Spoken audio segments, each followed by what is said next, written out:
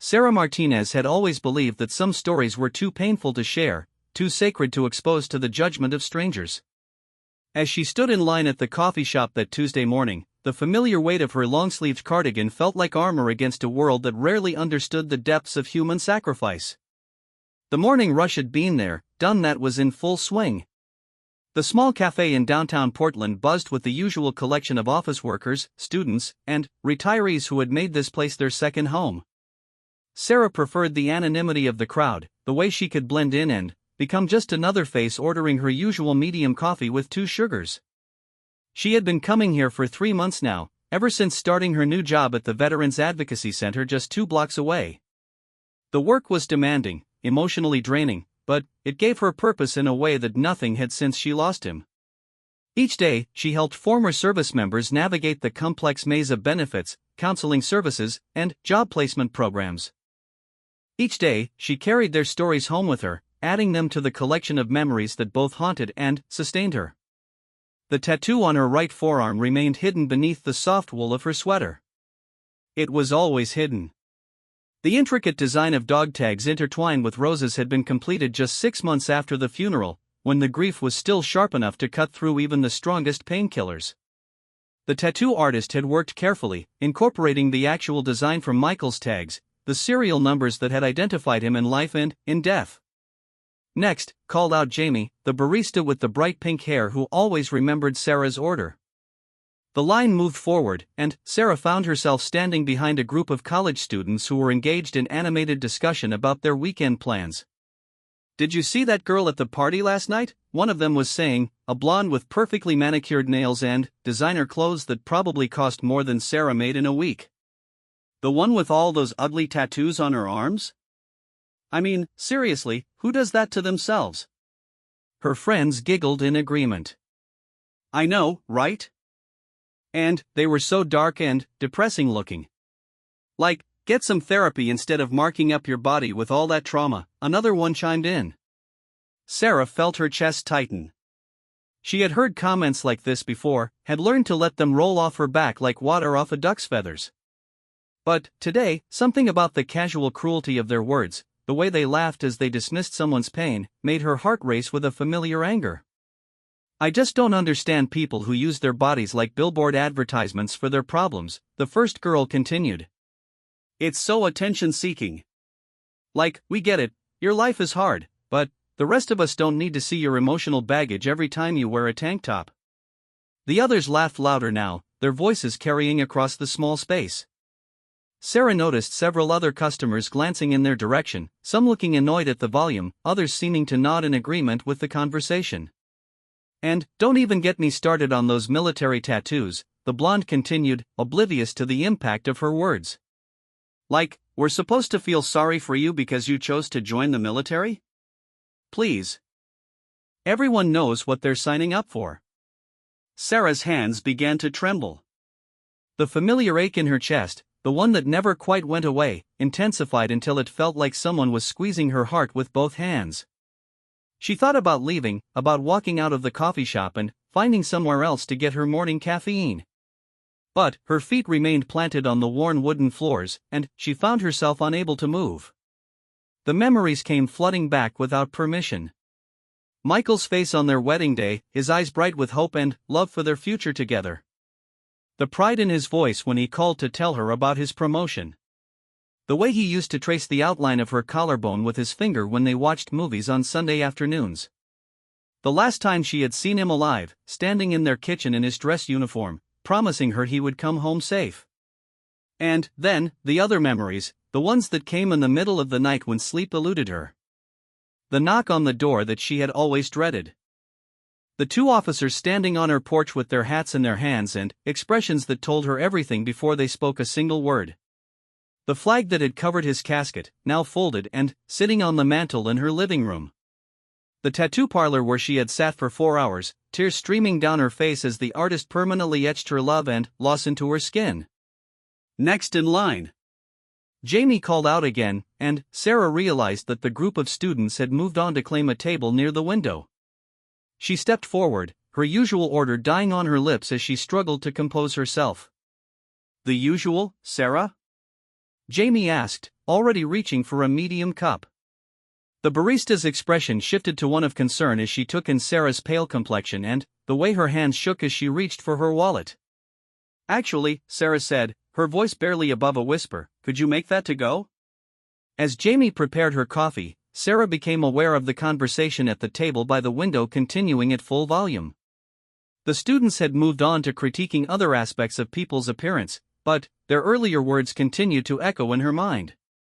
"Here you go," Jamie said, sliding the cup across the counter. "Are you okay? You look like you've seen a ghost."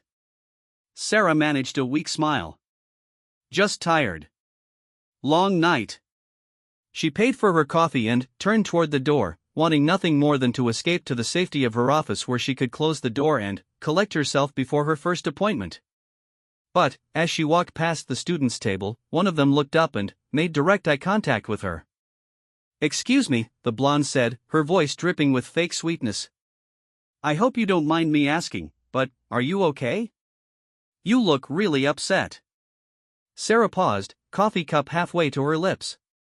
There was something in the girl's tone that suggested she wasn't actually concerned, something that made Sarah's instincts prickle with warning. "I'm fine," Sarah replied quietly, hoping to end the interaction there. "It's just that you were standing right behind us, and I was worried that maybe our conversation upset you somehow," the girl continued, her friends now watching with obvious interest. "We were talking about how some people use tattoos as a way to get attention for their problems, and I noticed you're wearing long sleeves on what's supposed to be a really warm day." The implication was clear, and Sarah felt her face flush with a mixture of embarrassment and anger.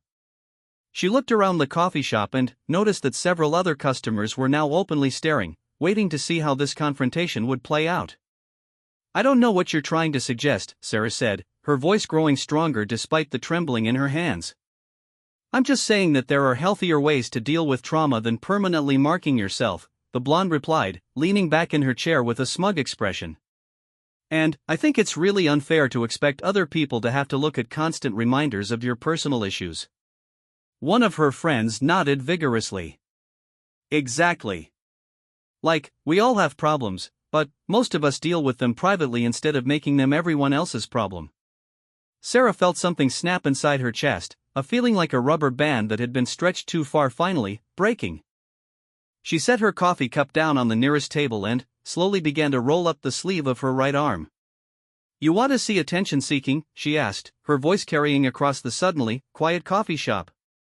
"You want to see someone advertising their problems?" The intricate tattoo was revealed inch by inch. The dog tags were rendered in perfect detail, each letter and number clearly visible. Michael's full name, his serial number, his blood type, his religious preference. Intertwined around the tags were roses in full bloom, their petals shaded in deep reds and soft pinks. At the bottom of the design, in elegant script, were the dates of his birth and death, along with the words, "Forever my hero." The coffee shop had gone completely silent. Even the espresso machine seemed to pause in its constant hissing and grinding. Sarah looked directly at the blonde girl, whose confident smirk had disappeared completely. "This tattoo," Sarah said, her voice steady and clear, "represents my husband, Staff Sergeant Michael Martinez, United States Army. He was killed by an improvised explosive device in Afghanistan while trying to save 3 wounded soldiers who were trapped in their vehicle." She paused, letting the words sink in before continuing. "He was 28 years old. We had been married for 3 years. We were trying to start a family. He died doing what he believed was right, protecting people who couldn't protect themselves." The blonde girl's face had gone completely white, and her friends were staring down at their hands, suddenly finding their manicures fascinating. "This tattoo is not advertising my problems," Sarah continued. "It's honoring a man who gave everything for people he had never met. People like you, who get to sit in coffee shops and judge strangers without ever having to worry about whether the person you love most in the world is going to come home alive." She rolled her sleeve back down with deliberate slowness, her movements controlled and precise despite the emotion in her voice. "So before you decide to have loud conversations about other people's emotional baggage, maybe consider that you have no idea what someone else has been through. Maybe consider that what looks like attention-seeking to you is actually someone's way of keeping the memory of a hero alive." The silence in the coffee shop was deafening. Sarah picked up her coffee cup and walked toward the door, her head held high despite the tears she could feel threatening to spill over.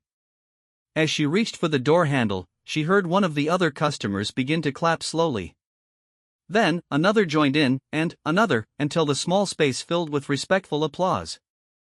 Sarah didn't turn around. She couldn't bear to see the faces of the people who were clapping, couldn't handle any more attention or sympathy. She just wanted to get to her office, close the door, and try to put the pieces of her composure back together. As she walked down the sidewalk, the morning sun warming her face, Sarah reflected on how different this day had started compared to how it was unfolding. She had planned to have a quiet morning, review some case files, maybe grab lunch with her colleague Janet. Instead, she had found herself defending not just her own choices, but Michael's memory and sacrifice. The Veterans Advocacy Center was housed in a converted Victorian house that had been painted a cheerful yellow with white trim. Sarah had always loved the building's warmth and character, the way it felt more like a home than an office. It seemed fitting, given that their work was all about helping people find their way back to something resembling normalcy after their service. She climbed the front steps and used her key to unlock the door, grateful to find that she was the first one to arrive that morning. The silence of the empty building wrapped around her like a blanket, and she finally allowed the tears she had been holding back to fall freely. In her small office on the second floor, surrounded by case files and photos of the veterans she had helped over the years, Sarah sat down at her desk and opened her laptop. Her first appointment wasn't for another hour, which gave her time to process what had just happened and prepare for the day ahead. She thought about Michael, about the way he would have handled the situation at the coffee shop. He had always been better at confronting ignorance with grace and patience. He would have found a way to educate rather than shame, to build bridges instead of walls. But Michael was gone, and Sarah was still learning how to carry his memory forward in a way that honored both his legacy and her own healing. As she reviewed her appointment schedule for the day, Sarah's mind kept drifting back to the blonde girl's shocked expression when she revealed her tattoo. Part of her felt guilty for putting someone else's ignorance on display so publicly. But a larger part of her felt a sense of relief, as if she had finally said something that had been building inside her for months. Her first appointment was with Thomas, a Marine veteran who had been struggling with PTSD and unemployment since his discharge 2 years ago. His case was one of the more challenging ones she had taken on, partly because his symptoms made it difficult for him to trust anyone, especially civilians who had never served. At exactly 9 o'clock, she heard the front door of the building open and close, followed by heavy footsteps on the wooden stairs. Thomas was always precisely on time, a habit left over from his military service that he maintained even as other aspects of his routine had fallen apart. "Good morning, Thomas," Sarah called out as he appeared in her doorway. He nodded in response, taking his usual seat across from her desk. Thomas was a large man with broad shoulders and hands that showed the wear of hard work, but his eyes held a gentleness that his imposing physical presence might have suggested. "How was your week?" Sarah asked, settling into the routine that had become familiar over the past few months of working together. "Same as always," Thomas replied, his voice gruff but not unkind. "Didn't sleep much. Had a couple interviews that didn't pan out." Sarah made notes on his file while they talked, documenting his ongoing struggles with insomnia and employment. But part of her mind was still back in the coffee shop, still processing the confrontation with the students. "You seem distracted today," Thomas observed, his sharp eyes taking in her slightly disheveled appearance and the remnants of tears she hadn't quite managed to wipe away. Sarah looked up from her notes, surprised by his perceptiveness. In all their previous meetings, Thomas had been so focused on his own struggles that he rarely commented on her demeanor. "I had a difficult morning," she admitted. "But that's not important right now. We're here to talk about you." Thomas leaned back in his chair, studying her with the intense focus of someone who had been trained to read people and situations quickly. "Was it about your husband?" he asked quietly. Sarah's pen stopped moving across the paper. In all their sessions together, she had never mentioned Michael.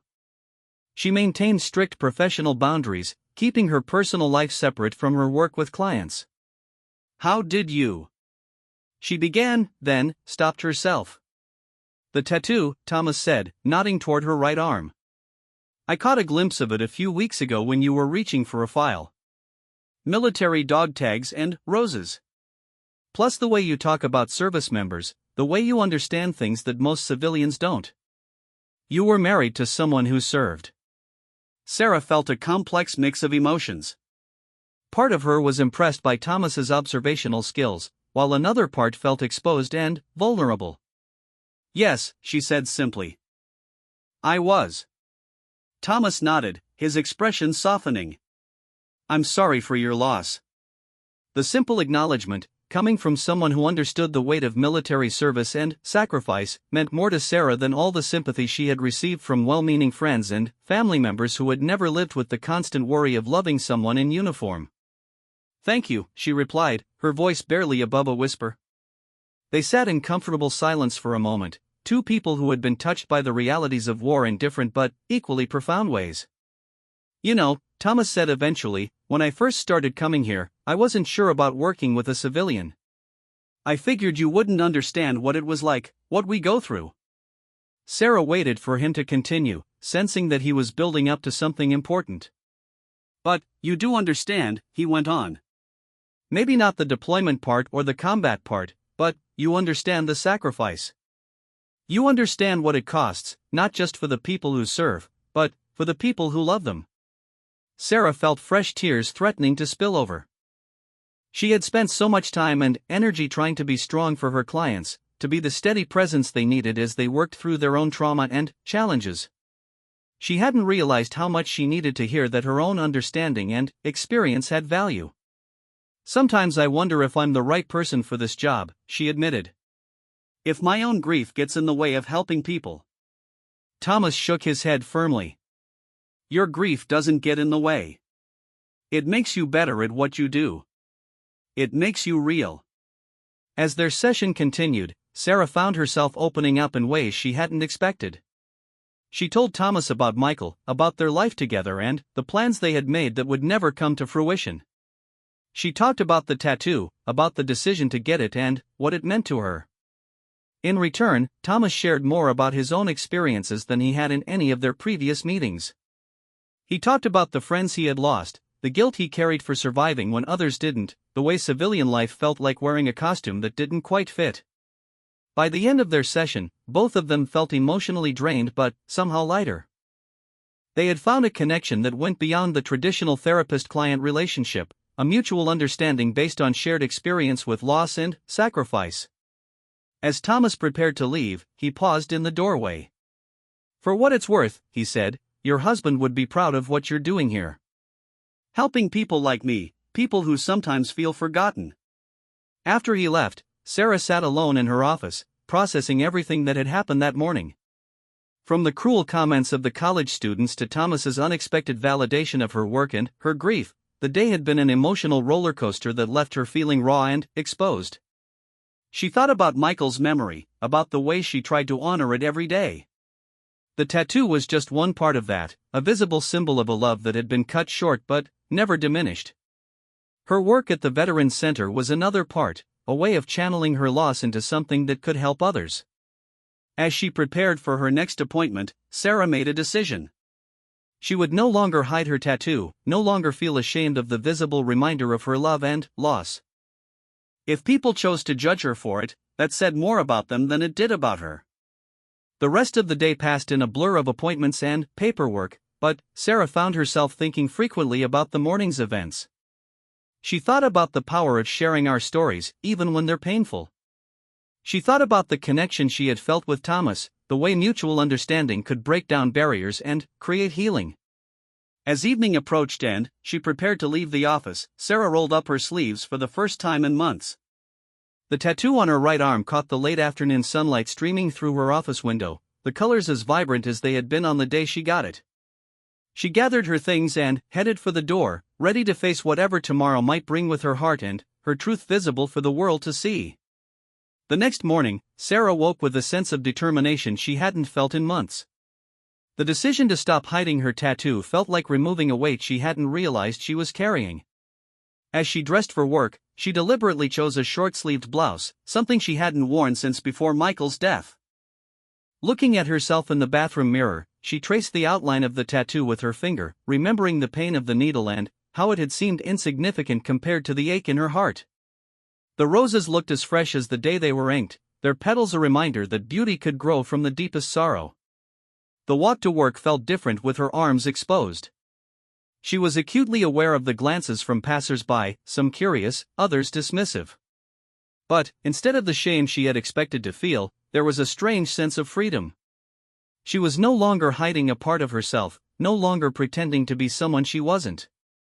At the Veterans Center, her colleague Janet was already at her desk, reviewing case files over her morning coffee. Janet looked up as Sarah entered, did a double take, and, then, broke into a wide smile.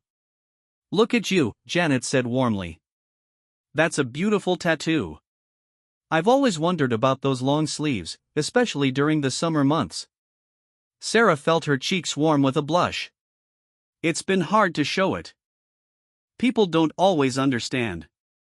"Well, anyone who doesn't understand the sacrifice behind something like that isn't worth your worry," Janet replied, standing to get a closer look. "This is incredibly detailed work. The artist really captured something special here." As Janet examined the tattoo, Sarah found herself telling the story behind it. She spoke about Michael, about their relationship, about the day she decided to get the tattoo. Janet listened with the kind of attention that made Sarah feel heard and understood. "You know," Janet said when Sarah finished, "I think it's important for our clients to see that we understand loss too. Not that we're trying to make their experiences about us, but there's something powerful about knowing that the person helping you has walked through fire themselves." Their conversation was interrupted by the arrival of their first clients of the day. The Veterans Center operated on a walk-in basis in the mornings, allowing people to come in when they felt ready rather than forcing them to commit to scheduled appointments. The first person through the door was Maria Santos, a Navy veteran who had been discharged 6 months earlier after serving 2 tours overseas. She was struggling with the transition to civilian life and had been working with Janet to find employment and housing assistance. Maria's eyes immediately went to Sarah's tattoo, and her entire demeanor changed. Where she had been tense and guarded, her shoulders now relaxed, and something like recognition flickered in her eyes. "Military?" Maria asked, gesturing toward the tattoo. "My husband," Sarah replied simply. "Army. Afghanistan." Maria nodded, understanding passing between them without need for further explanation. "I'm sorry."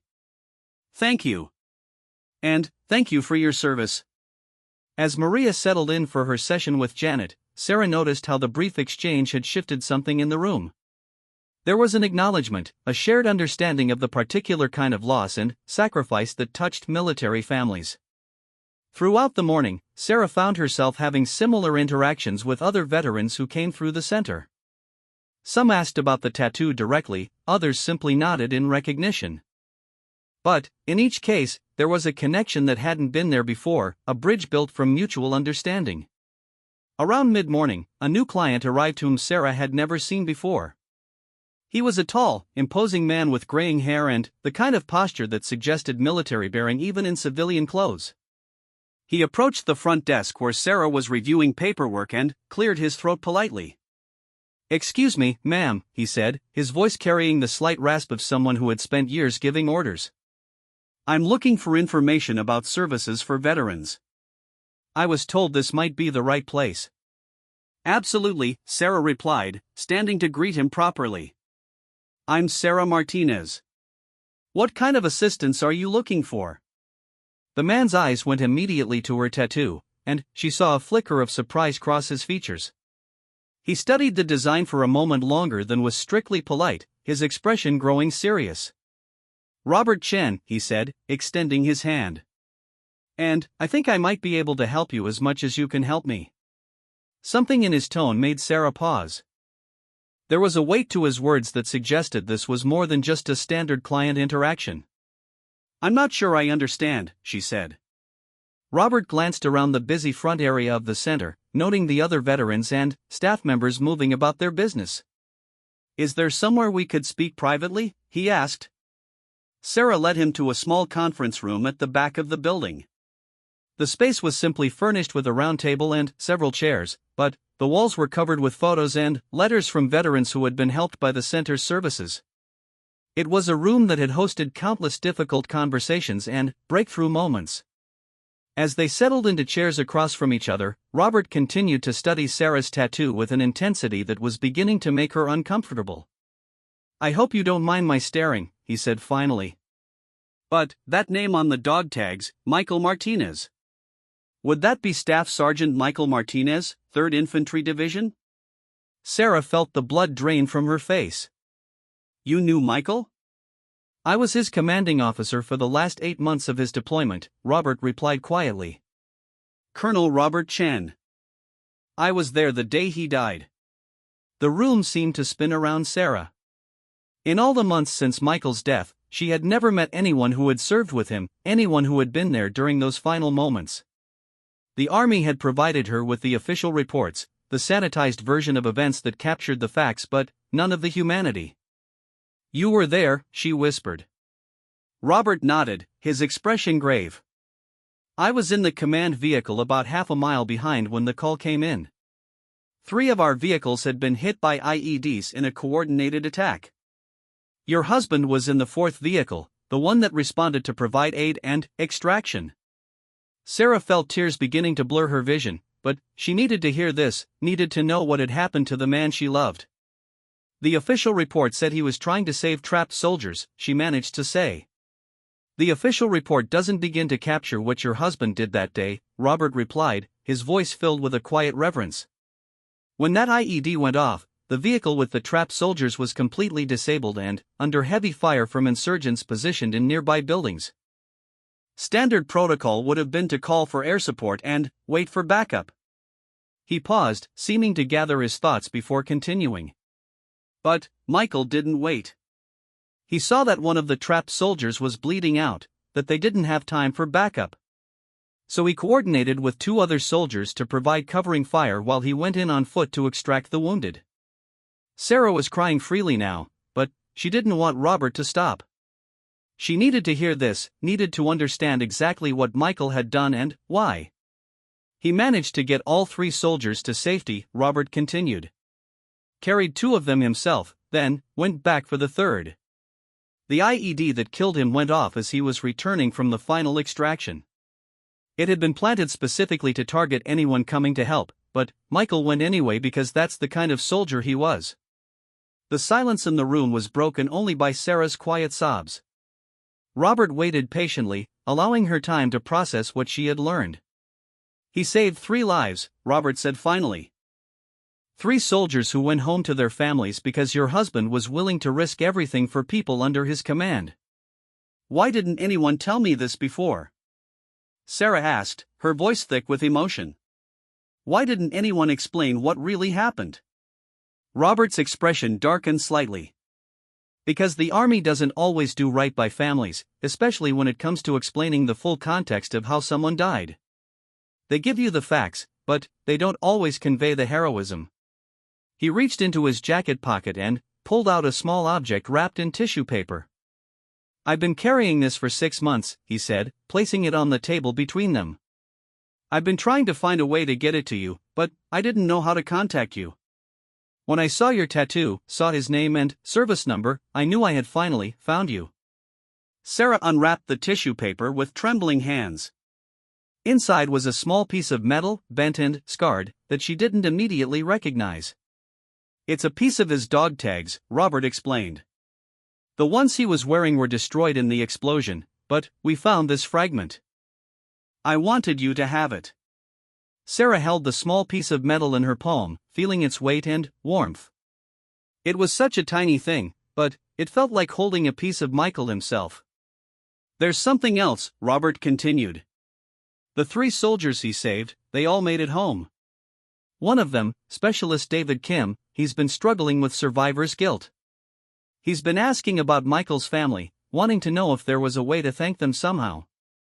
The conversation continued for another hour as Robert shared memories of Michael's service, stories about his leadership and character that painted a picture of a man Sarah recognized but had never fully understood in this context. Michael had always been humble about his military service, reluctant to talk about the specifics of his deployments or his role in his unit. As their meeting wound down, Robert made an unexpected offer. "There's a ceremony next week," he said. "A small gathering of Michael's unit. We try to get together every year on the anniversary of that day, to remember the fallen and celebrate the survivors. David Kim will be there, along with the other 2 soldiers Michael saved. I think they would very much like to meet you." Sarah felt overwhelmed by the prospect. Meeting the people Michael had died saving felt both necessary and terrifying. "I need to think about it," she said. "Of course," Robert replied, standing to leave. "But I hope you'll consider it. Those men carry Michael's sacrifice with them every day. Meeting you might help them find some peace." After Robert left, Sarah sat alone in the conference room for a long time, holding the fragment of Michael's dog tags and processing everything she had learned. The official version of his death had been heroic enough, but the reality was so much more complex and meaningful. She thought about the students in the coffee shop the day before, about their casual dismissal of military service and sacrifice. If they only knew the reality of what people like Michael did, the split-second decisions that meant the difference between life and death for complete strangers. The rest of her day passed in a haze. She went through the motions of her appointments and paperwork, but her mind was elsewhere, processing the new information about Michael's final day. She found herself looking at her tattoo differently, seeing it not just as a memorial to her husband, but as a symbol of genuine heroism. That evening, as she sat in her apartment looking through the box of Michael's personal effects that the army had returned to her, Sarah made a decision. She would attend the ceremony Robert had mentioned. She needed to meet the men Michael had saved, needed to understand the full impact of his sacrifice.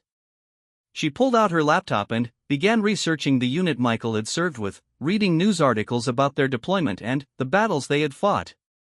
For the first time since his death, she felt ready to confront the full reality of his military service, not just the sanitized version she had been living with. As she read, she came across a news article that made her heart skip a beat. The headline read, "Local Hero Saves 3 in Afghanistan Attack." The article was about Michael, written shortly after his death, but it had details she had never seen before. The reporter had interviewed the soldiers Michael saved, getting their first-hand accounts of what had happened that day. Reading their words, their descriptions of Michael's courage and selflessness, made Sarah cry all over again. But these were different tears, tears of pride mixed with grief. One quote in particular stood out to her: "Sergeant Martinez didn't hesitate for even a second. When he saw we were in trouble, he became our guardian angel. I owe my life to him, and I'll never forget what he did for us." The words were attributed to Specialist David Kim, the same soldier Robert had mentioned. Sarah stared at the quote for a long time, imagining the young man who had written those words, trying to picture the person whose life Michael had saved. She picked up her phone and dialed the number Robert had given her. "Colonel Chen," he answered on the second ring. "Robert, it's Sarah Martinez. I've decided to attend the ceremony." There was a pause on the other end of the line, and when Robert spoke again, she could hear the emotion in his voice. "I'm glad," he said. "I think it will be good for everyone involved." As they made plans for the ceremony, Sarah felt a sense of purpose returning to her life. For months, she had been existing in a state of suspended animation, going through the motions of living without truly engaging with the world around her. But now, with new understanding of Michael's sacrifice and the opportunity to meet the people whose lives he had saved, she felt ready to step fully back into life. The tattoo on her arm, which had felt like a burden just days before, now felt like a badge of honor. She was the widow of a genuine hero, someone who had given his life so that others might live. That was nothing to be ashamed of, nothing to hide. As she prepared for bed that night, Sarah looked at herself in the mirror again. The woman looking back at her seemed different from the one who had hidden behind long sleeves and quiet grief. This woman had stories to tell, connections to make, a purpose that went beyond her own pain. The next few days passed quickly as Sarah prepared for the ceremony. She researched each of the soldiers Michael had saved, learning about their lives and their families. She thought about what she wanted to say to them, how she wanted to honor Michael's memory while acknowledging their survival. The night before the ceremony, Sarah received an unexpected phone call. The voice on the other end was young and nervous. "Mrs. Martinez? This is David Kim. Colonel Chen gave me your number. I hope it's okay that I'm calling." Sarah's breath caught in her throat. "Of course, David. I've been hoping to talk to you. I've been wanting to call you for months," David continued, his words tumbling over each other in his nervousness. "I didn't know how to find you, and I wasn't sure if you would want to hear from me." "Why wouldn't I want to hear from you?" Sarah asked gently. There was a long pause before David answered. "Because I'm alive and your husband isn't. Because he died saving me, and I don't know how to live with that." Sarah closed her eyes, feeling the weight of this young man's pain across the phone line. "David," she said softly, "Michael died doing exactly what he would have wanted to do. He died saving lives, protecting people who needed protecting. That's who he was, and that's what gave his life meaning." They talked for over an hour, sharing memories and emotions that had been bottled up for too long. David told her about his family, about how he had struggled with survivor's guilt, about the counseling he was receiving to deal with the trauma of that day. Sarah told him about Michael, about their life together, about how proud she was of what he had done. By the end of the conversation, both of them were crying, but they were healing tears, tears that washed away some of the guilt and grief they had been carrying. "I'll see you tomorrow," David said as they prepared to hang up. "I'm looking forward to it," Sarah replied, and meant it. As she fell asleep that night, Sarah felt a peace she hadn't experienced since Michael's death. Tomorrow, she would meet the people whose lives her husband had saved. She would see the tangible result of his sacrifice, the families that were still whole because of his courage. The ceremony would mark not just an anniversary of loss, but a celebration of the lives that continued because of one man's selfless action. And Sarah would be there, her tattoo visible and her story ready to be shared, honoring the memory of a true hero. The morning of the ceremony dawned clear and bright, with the kind of crisp autumn air that made everything seem more vivid and alive. Sarah stood in front of her closet, considering what to wear to meet the men her husband had died saving. She finally settled on a simple black dress with a blue cardigan, colors that felt respectful but not mournful.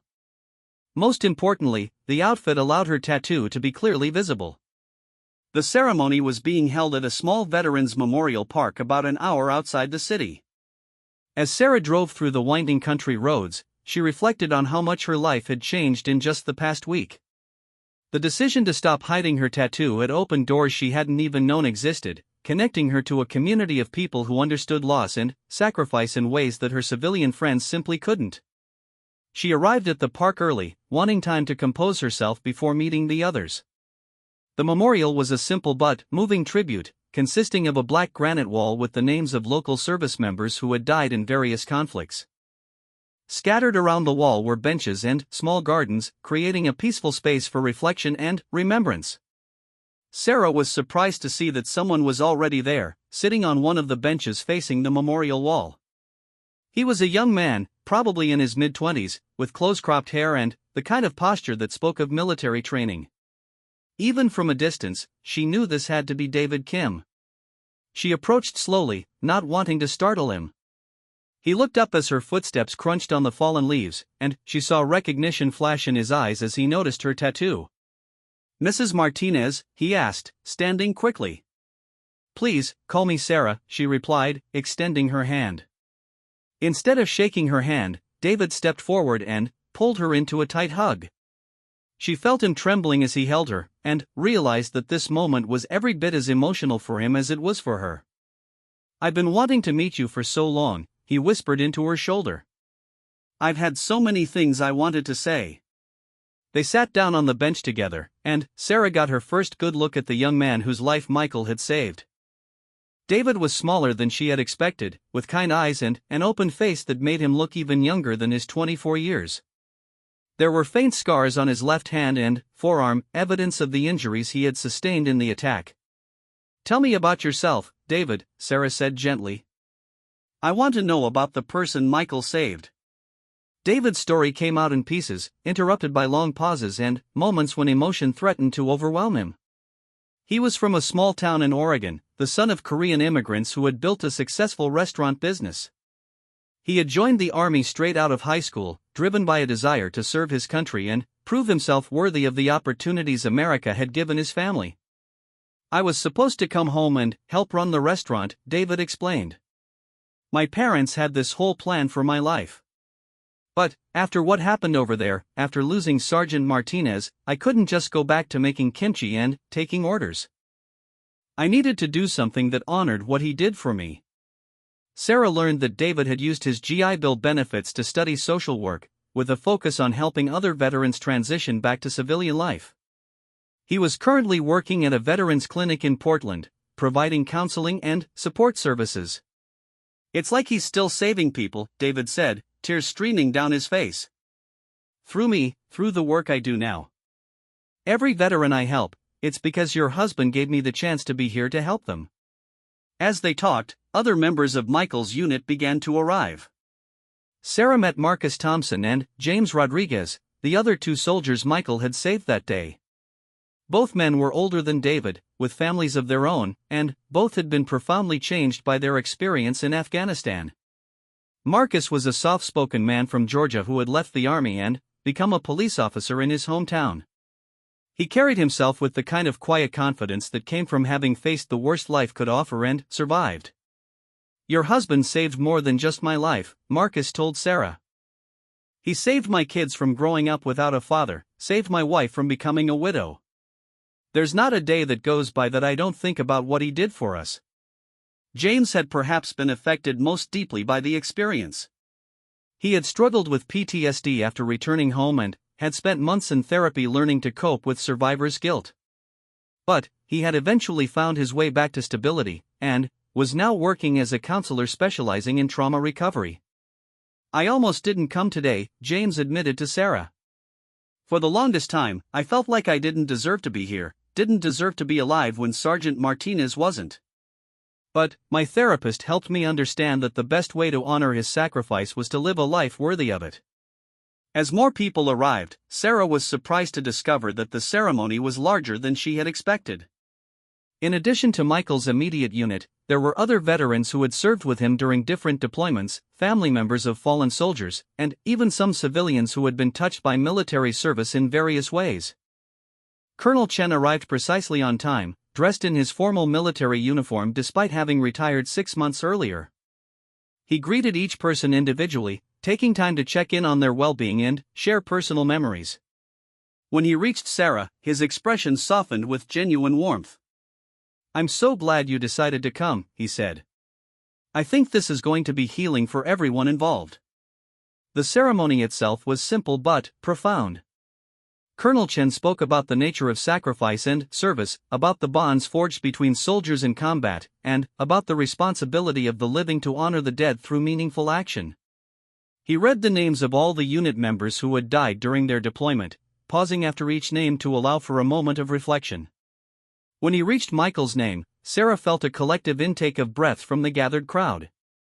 Colonel Chen looked directly at her as he spoke about Michael's final day, describing his heroism in terms that made Sarah's heart swell with pride even as tears streamed down her face. "Staff Sergeant Michael Martinez exemplified the best of what it means to be a soldier," Colonel Chen said. "He understood that true leadership means putting the welfare of others before your own safety, that courage is not the absence of fear but action in spite of fear." After the formal ceremony, people broke into smaller groups, sharing stories and memories. Sarah found herself at the center of multiple conversations, as veterans and family members shared their own experiences of loss and healing. Her tattoo became a focal point for many of these discussions, with people asking about its meaning and sharing their own ways of remembering fallen loved ones. One conversation in particular stood out to Sarah. An older woman named Helen approached her, drawn by the sight of the memorial tattoo. "My son was killed in Iraq," Helen said quietly. "I've been thinking about getting a tattoo myself, but I wasn't sure if it was appropriate for someone my age." Sarah looked at Helen, seeing the familiar weight of grief in her eyes, the particular sorrow that belonged to mothers who had lost children to war. "There's no right or wrong way to remember someone you love," Sarah replied. "Whether it's a tattoo, a garden, a scholarship fund, or just the way you live your life every day." The important thing is that it feels right to you. Helen showed Sarah a small pendant she wore around her neck, containing a photo of her son in his military uniform. I never take it off, she explained. People sometimes ask me about it, and I tell them about Danny, about what kind of person he was and how proud I am of his service. As the afternoon wore on, Sarah realized that this gathering was about much more than remembering the dead. It was about the living, about how people found ways to carry on after experiencing profound loss, about the connections that could be forged through shared understanding of sacrifice. David Kim stayed close to Sarah throughout the day, seeming to draw comfort from her presence. She learned more about his struggle with survivor's guilt and his gradual journey toward acceptance and purpose. For the longest time, I felt like I was living a borrowed life, David confided as they walked through the memorial garden together. Like I was using time that belonged to Sergeant Martinez. It took me months of therapy to understand that the best way to honor his gift was to make the most of the life he saved. Sarah was struck by David's maturity and insight, qualities that seemed to have been forged in the crucible of trauma and recovery. She found herself thinking about her own journey, about how her grief had evolved from raw pain into something more complex and purposeful. You know, she said to David, Michael would be so proud of what you've become. He saved your life, but you've taken that life and used it to save others. That's the most beautiful kind of legacy.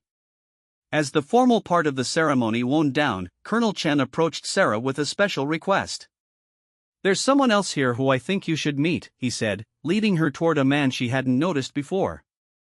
He was older, probably in his 60s, with distinguished silver hair and the bearing of someone accustomed to command. Sarah, I'd like you to meet Admiral Jonathan Hayes, Colonel Chen said. He's here representing the Pentagon. Sarah was confused by the introduction until Admiral Hayes explained his presence. Mrs. Martinez, I'm here because there's been a development regarding your husband's service that I wanted to discuss with you personally. Admiral Hayes led Sarah to a quiet corner of the memorial park, away from the other ceremony attendees. His expression was serious but kind, suggesting that whatever he had to say was important but not necessarily bad news. There's been a review of the circumstances surrounding your husband's death, Admiral Hayes began. New testimony from the soldiers he saved, additional intelligence about the attack that day, and a more thorough understanding of the tactical situation have led to a recommendation for a posthumous decoration. Sarah felt her heart stop. What kind of decoration? The Silver Star, Admiral Hayes replied. It's awarded for gallantry in action against an enemy of the United States. The review board concluded that your husband's actions that day went far beyond the call of duty and merit recognition at the highest level. Sarah felt dizzy with the magnitude of what she was hearing. The Silver Star was one of the military's most prestigious awards, given only for extraordinary heroism in combat situations. There will be a formal ceremony at the Pentagon, Admiral Hayes continued. You'll be presented with the medal and citation in front of family, friends, and military leadership. It's an opportunity for your husband's heroism to be recognized publicly and officially. As Sarah processed this news, she looked around at the people gathered for the memorial ceremony. These were the people who had known Michael, who had served with him, who understood the true nature of his sacrifice. The official recognition was meaningful, but this gathering felt more important somehow, more real. When would the ceremony be? She asked. Next month. We can coordinate with your schedule, of course. Sarah nodded, still overwhelmed by the news. As Admiral Hayes excused himself to speak with Colonel Chen, Sarah found herself looking at her tattoo with new eyes. The memorial artwork that had started as a personal expression of grief was now a tribute to an officially recognized hero. David Kim appeared at her side, having overheard the conversation with Admiral Hayes. A Silver Star, he said, his voice filled with awe. That's incredible. Sergeant Martinez deserves that and more. I keep thinking about how humble he was, Sarah replied. He would probably be embarrassed by all this attention. Maybe, David agreed. But that's what made him a hero. He didn't do it for recognition or glory. He did it because it was the right thing to do. As the ceremony began to wind down, people started saying their goodbyes and making plans to stay in touch. Sarah exchanged contact information with David, Marcus, and James, feeling like she had gained not just new understanding of her husband's sacrifice, but a new extended family of people who understood her loss. Colonel Chen pulled her aside one final time before she left. "I want you to know that meeting you today has meant a great deal to all of us," he said.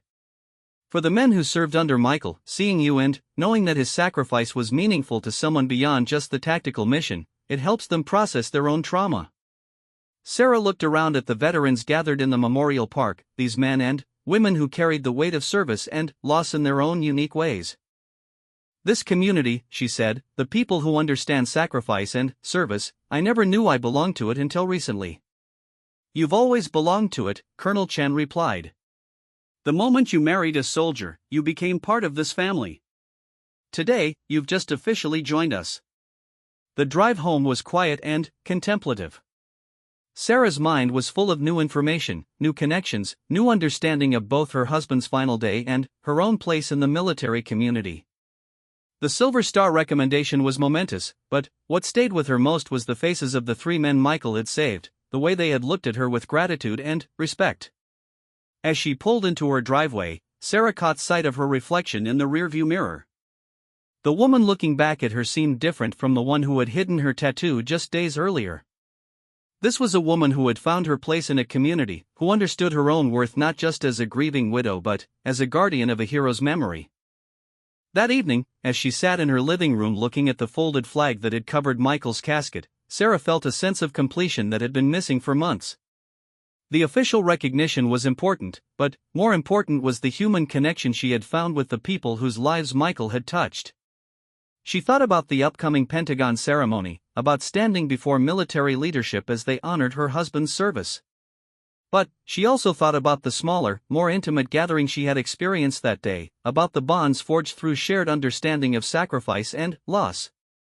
The tattoo on her arm caught the light from the lamp beside her chair, the colors as vivid as they had been on the day she got it. But now it represented something more than personal grief.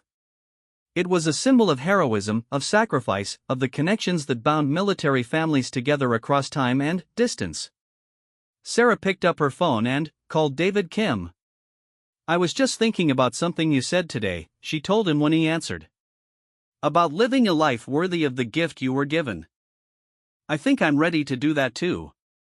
As they talked about their plans to stay in touch, about David's work with veterans and Sarah's own role at the Veteran Center, Sarah felt a sense of purpose returning to her life. The grief would never fully go away, but it was no longer the only thing that defined her. She was Michael Martinez's widow, yes. But she was also a member of a community that understood service and sacrifice, a person whose own story of loss and healing could help others find their way through trauma and grief. The tattoo on her arm would remain visible from now on, not as a burden to be hidden but as a badge of honor to be shared. And every time someone asked about it, she would tell them the story of Staff Sergeant Michael Martinez, a man who gave his life so that others could live, and whose legacy of heroism lived on in the lives he saved and the love he left behind. 3 weeks had passed since the memorial ceremony, and Sarah's life had taken on a new rhythm. The connection she had made with Michael's former unit members had blossomed into genuine friendships, with regular phone calls and text messages keeping them all in touch. David Kim had even driven down from Portland twice to have dinner and share stories about his work with veterans. The anticipation of the Pentagon ceremony had created a strange mixture of excitement and anxiety in Sarah's daily routine. She found herself thinking often about what Michael would have made of all the attention, the formal recognition that was coming. He had always been uncomfortable with praise, preferring to deflect credit to his team and fellow soldiers. On a Thursday morning, as Sarah was preparing for another day at the Veterans Center, her phone rang. The caller ID showed a number she didn't recognize, but something prompted her to answer anyway. "Sarah Martinez speaking. Mrs. Martinez, this is Sergeant Major William Rodriguez from the Pentagon. I'm calling about the Silver Star ceremony for your husband." Sarah's heart skipped a beat. She had been expecting this call, but it still felt surreal to hear from someone at the Pentagon. "Yes, I've been waiting to hear about the details. The ceremony is scheduled for next Friday morning at 10:00 hours. We'll have a rehearsal the day before, and we'd like to invite anyone you'd like to have present." family, friends, members of your husband's unit. As Sergeant Major Rodriguez explained the logistics, Sarah made notes about travel arrangements and timing. The Pentagon would cover travel expenses for immediate family and unit members, understanding the importance of having the right people present for such a significant occasion. "There's one more thing, Mrs. Martinez," Sergeant Major Rodriguez said near the end of their conversation. "The ceremony will be open to media coverage if you're comfortable with that. Your husband's story has resonated with a lot of people, and there's interest in sharing it more widely." Sarah paused, considering the implications. The idea of media attention made her nervous, but she thought about the impact Michael's story could have, the way it might inspire others or help people understand the reality of military service. "I think Michael would want his story to be told," she replied finally. "If it helps people understand the sacrifices our service members make, then, yes, I'm comfortable with media coverage." After hanging up, Sarah immediately called Colonel Chen to share the news. He was delighted to hear about the ceremony details and confirmed that several members of Michael's unit would be attending. "This is going to be a powerful moment," Colonel Chen told her. "Not just for you and your family, but for everyone who serves. Michael's story represents the best of what we aspire to be."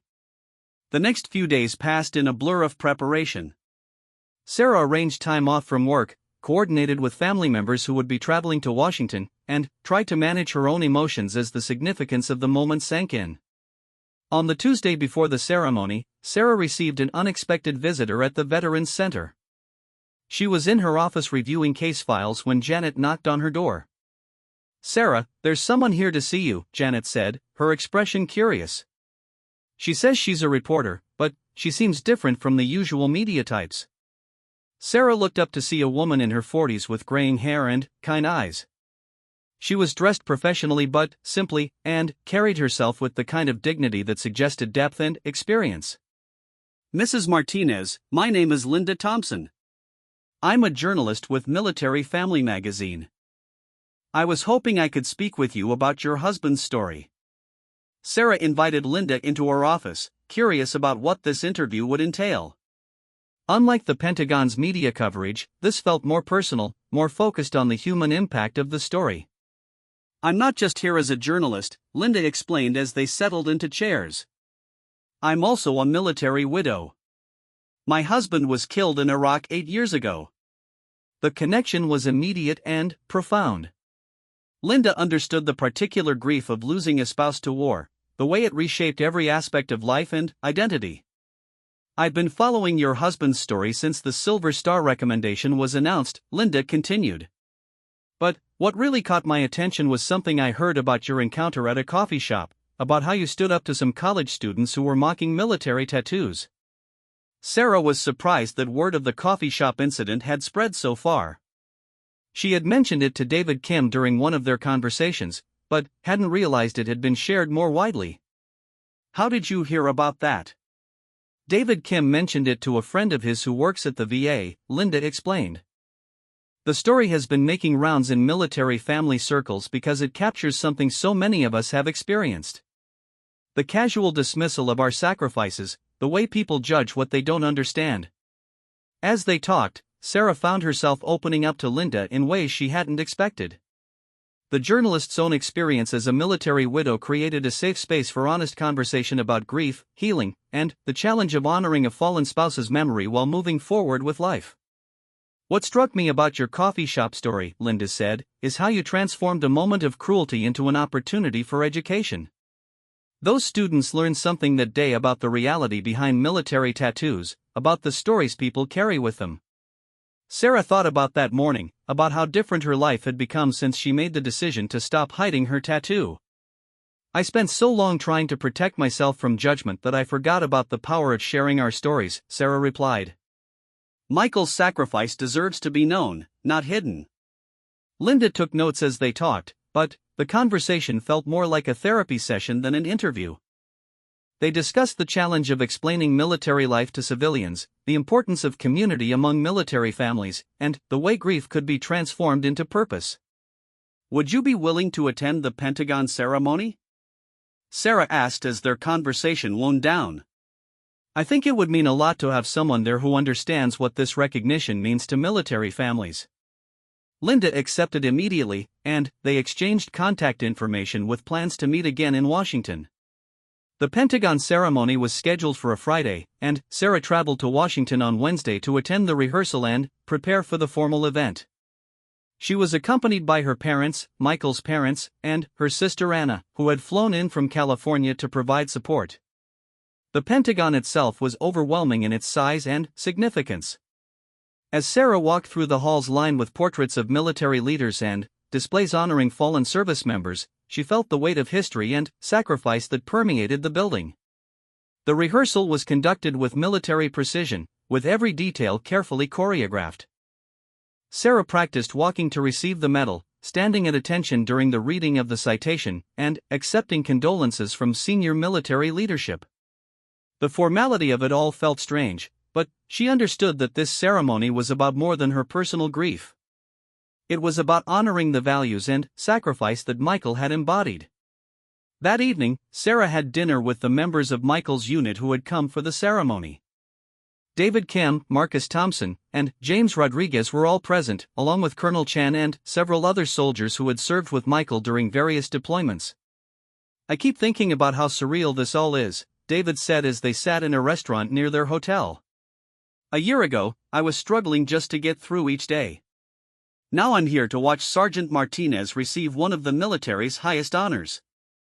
"Michael would be more interested in how you're doing than in any medal," Sarah replied. "The fact that you found purpose and meaning in your life, that you're helping other veterans, that's the recognition that would matter most to him."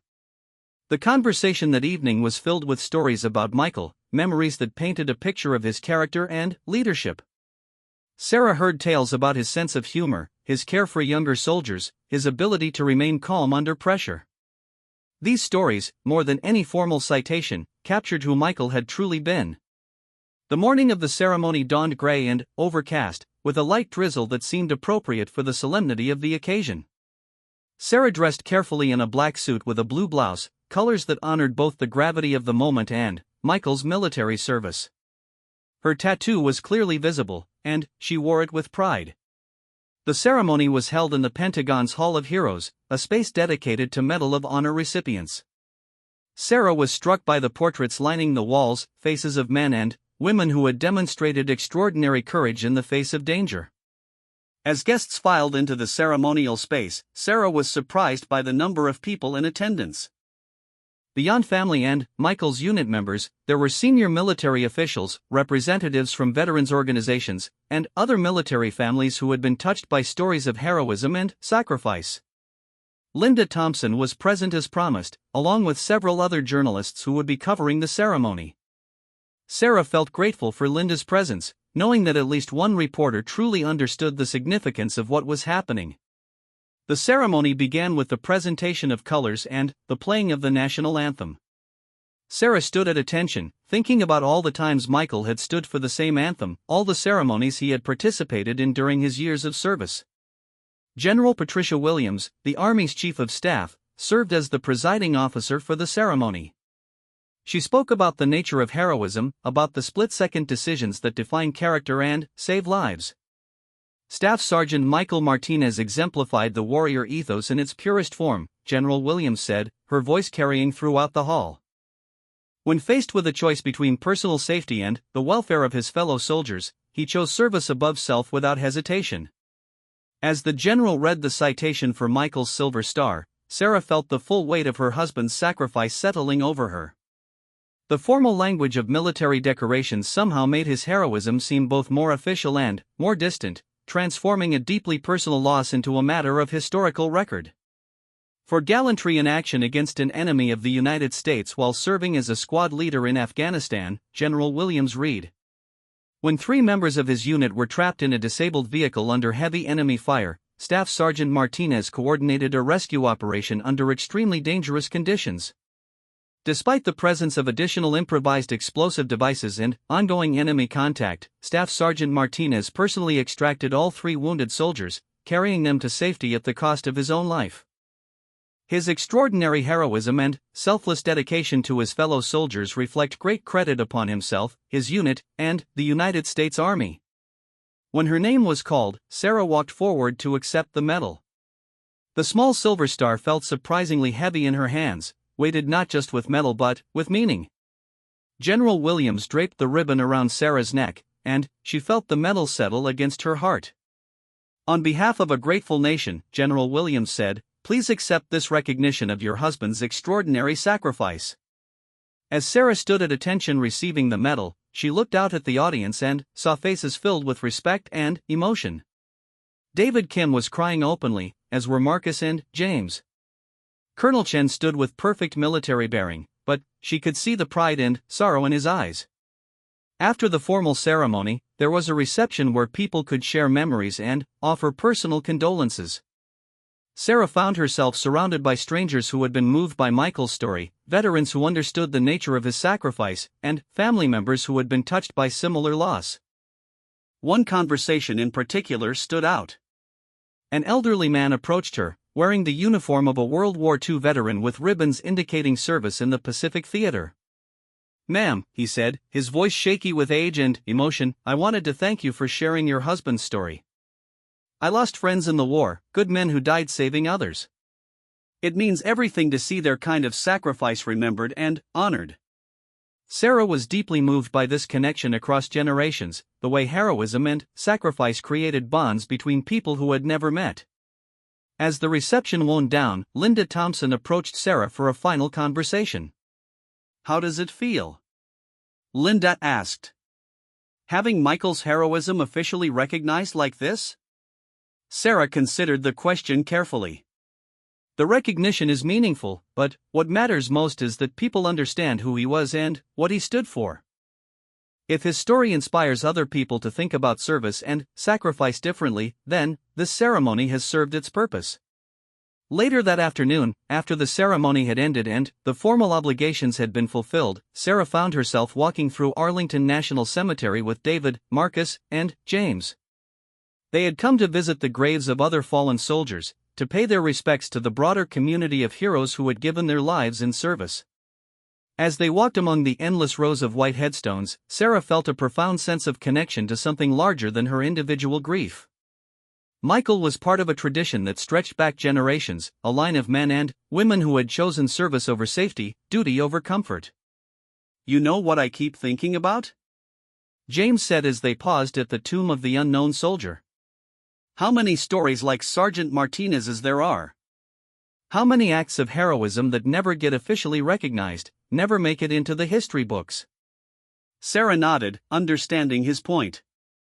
The Silver Star ceremony had been meaningful, but it represented just one story among thousands, one family's loss among the countless sacrifices made by military families throughout history. That evening, as Sarah prepared to return home, she received a phone call that would change everything.